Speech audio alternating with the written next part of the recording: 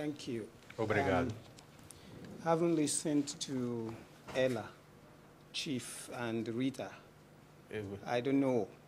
It's a tough job to keep you awake.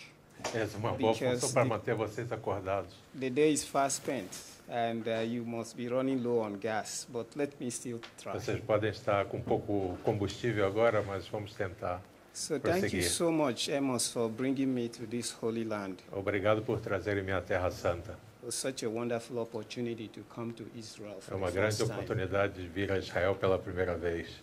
So what I have done and what I intend to do with you O que eu fiz e o que eu pretendo fazer is to explore the concept of indigenous é peoples explorar o conceito dos povos indígenas, and indigenous knowledge é o conhecimento indígena, in what I call the global politics, the politics of global knowledge economy. o que eu chamo de política da economia do conhecimento global.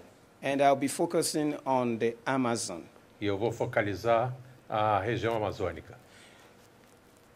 Everywhere you go in literature, what you find is that Ou em qualquer lugar da literatura que você procure, the Amazon region and all it stands for is expressed in very superlative terms. a Amazônia sempre aparece como ela sempre é expressa em termos superlativos. And that Indígenas, sim, ok, go.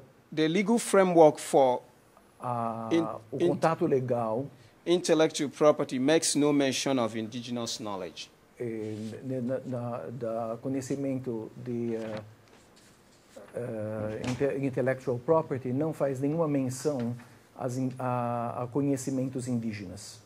So essentially, Essencialmente, we have a situation nós temos uma situação where we are beginning to appreciate the value of indigenous knowledge for onde estamos biotechnology. começando a apreciar o valor indígena And yet, e mesmo assim, intellectual property is not recognized. a propriedade intelectual não é reconhecida. And yet, indigenous knowledge is not recognized Não é reconhecida in the most important instrument no instrumento mais importante, for intellectual property governance.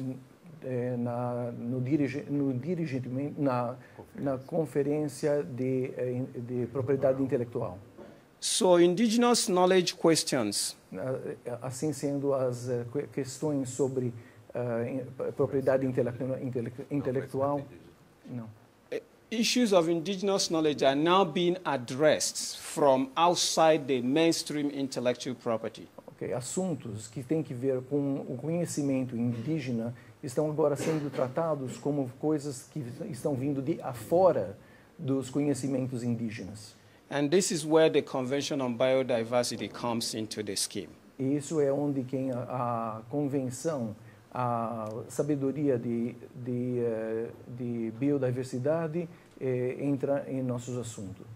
The Biodiversity Convention A convenção à biodiversidade is not an intellectual property.